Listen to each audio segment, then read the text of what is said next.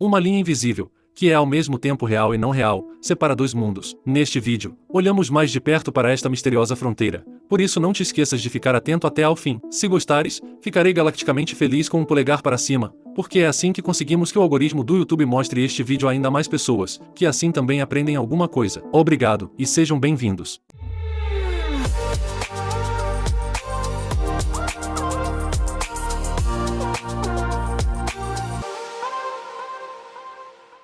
Imagina que estás em Bali neste momento. Não seria a pior coisa, pois não? E no horizonte podes ver a ilha de Lombok a apenas 32 km de distância. Pensarias que a flora e a fauna destas duas ilhas não seriam muito diferentes, não é verdade? Estão mesmo ao lado uma da outra, na mesma zona climática, um pouco como a República Dominicana e Porto Rico, por isso provavelmente não esperas que a vida selvagem seja muito diferente.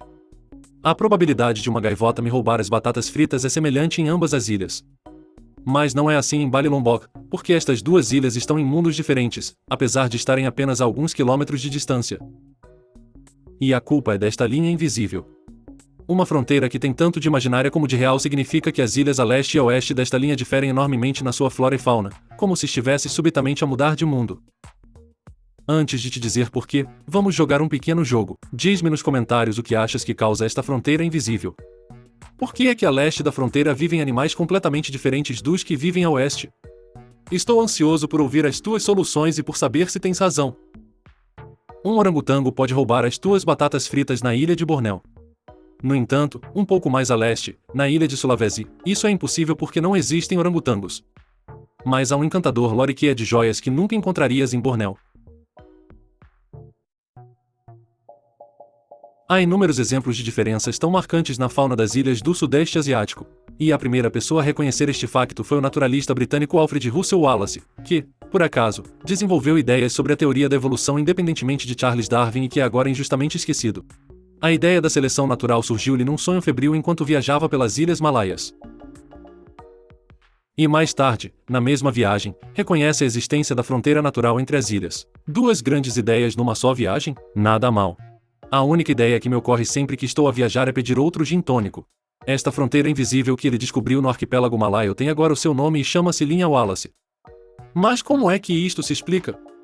Ilhas que por vezes estão apenas a alguns quilômetros de distância, nas quais prevalecem exatamente as mesmas condições de temperatura e umidade, têm espécies vegetais e animais completamente diferentes. Os cientistas chamam a isto uma linha biogeográfica. E uma coisa ficou imediatamente clara para Wallace, e não tem nada a ver com distâncias, porque algumas ilhas em lados diferentes da linha Wallace estão mais próximas umas das outras do que as ilhas do mesmo lado. Há outras forças misteriosas que devem estar a atuar aqui, nomeadamente a geologia. Wallace reconheceu que o passado geológico molda o presente biológico. Uma visão fundamental que levou ao desenvolvimento da biogeografia como uma ciência independente. E o que é realmente excitante na biogeografia é o facto de nos permitir tirar conclusões sobre as grandes convulsões geológicas do passado com base no mundo vegetal e animal atual.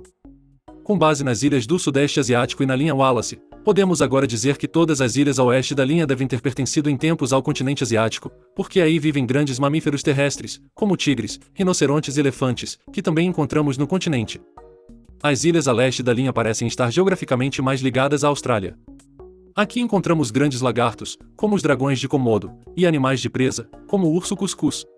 Assim, Wallace já tinha reconhecido corretamente que as alterações geográficas eram uma causa da linhagem Wallace e também que as fortes correntes oceânicas impediam as espécies de se espalharem para além da linhagem para outras ilhas. No entanto, Wallace ainda não reconhecia outra causa importante da fronteira invisível. E antes de te dizer o que é, uma dica rápida, podes ajudar-me muito com um polegar para cima no vídeo. Podemos fazer disso um pequeno desafio. Vamos tentar obter 500 polegares para o vídeo. Toca a andar! Então, agora o aspecto principal da linha Wallace, na tectônica de placas. Agora podes pensar. É óbvio. Por que é que o Wallace não se apercebeu disso? A ideia da tectônica de placas só foi amplamente aceita a partir da década de 1960. Apesar de hoje em dia considerarmos um dado adquirido que a camada exterior da Terra, a litosfera, está dividida em várias placas tectônicas de grandes dimensões. Estas placas movem-se lentamente sobre a subsuperfície plástica do manto terrestre e este movimento das placas leva à formação de montanhas, fossos marítimos profundos, terremotos e vulcões. A tectônica de placas, portanto, uma explicação absolutamente fundamental para os fenômenos geológicos e as mudanças que ocorrem na superfície da Terra. Mas, na altura de Wallace, isto ainda não era conhecido. A teoria da evolução é mais antiga do que a descoberta da tectônica de placas. Quando meu pai nasceu, em 1954, ainda não se sabia nada ao certo sobre os movimentos das placas terrestres. Este tipo de coisas mostra-me sempre que não devemos tomar como garantido o nosso conhecimento de hoje, este mundo de ficção científica absoluta em que basicamente vivemos. E que nem sequer podemos imaginar, nos nossos sonhos mais loucos, onde estará o mundo daqui a 60 anos. No entanto, o mundo insular da Malásia, Indonésia, Papua Nova Guiné e afins é um dos lugares mais interessantes do ponto de vista tectônico do mundo, uma vez que 3 placas se encontram aqui, a placa euroasiática, a placa australiana e a placa filipina, e isto leva a um vulcanismo extremo. Nesta imagem espantosa, tirada da ISS, podemos ver 7 vulcões ativos. 5 em Java, 1 em Bali e 1 em Lombok. E a tectônica de placas tem sido fundamental na criação da linha Wallace, porque há muito tempo, há milhões de anos, havia 2 continentes primordiais na região, Saul e Sunda. Adivinhaste, a maior parte da atual Austrália, Nova Guiné e as ilhas circundantes. Portanto, tudo a leste da linha Wallace. E Sunda é a área da atual Península Malaia, a maior parte da Indonésia e algumas das ilhas circundantes, ou seja, a área oeste da linha Wallace. Foi apenas há 20 a 25 milhões de anos que Saul e Sunda se aproximaram e se tornaram vizinhos. Isto também explica por que é que a fauna australiana é tão única, com espécies animais que não se encontram em mais lado nenhum. Porque o Saul esteve provavelmente completamente isolado durante um período de tempo eternamente longo. E agora vamos viajar para trás no tempo, para uma época em que os mamutes ainda vagueavam pela Europa. Por exemplo, os mamutes também roubam batatas fritas? Nessa altura, ainda havia uma idade do gelo e o nível do mar era muito, muito mais baixo. Mas, há 8.000 anos, as espessas camadas de gelo começaram a derreter e o nível do mar subiu. Uma grande parte do atual mundo insular no Sudeste Asiático fazia parte das massas de terra Saul e Sunda, e foi a subida do nível do mar que criou as ilhas que existem hoje. Mas algumas ilhas, mesmo no centro, não faziam parte do Saul nem do Sunda. Esta região é conhecida como Wallacea, a região intermédia entre Saul e Sunda, a ligação entre a flora e a fauna australiana e asiática.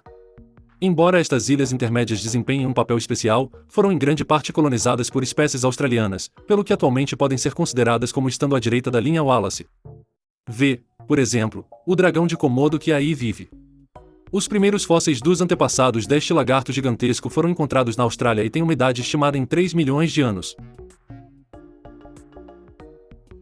Portanto, pessoal, a moral da história é nós vemos, mesmo que os participantes alemães do Festival Eurovisão da Canção não o queiram admitir, que as fronteiras são reais e fazem parte da natureza, mesmo que não as consigas ver a olho nu. Um lembrete rápido de que estou muito, muito perto dos 20.000 subscritores, por isso ajuda-me a passar essa linha e subscreve o canal se ainda não o fizeste. Muito, muito obrigado, pessoal. Vamos manter-nos nas fascinantes adaptações da natureza. As rãs da zona de exclusão radioativa de Chernobyl estão a mudar. Ficam pretas.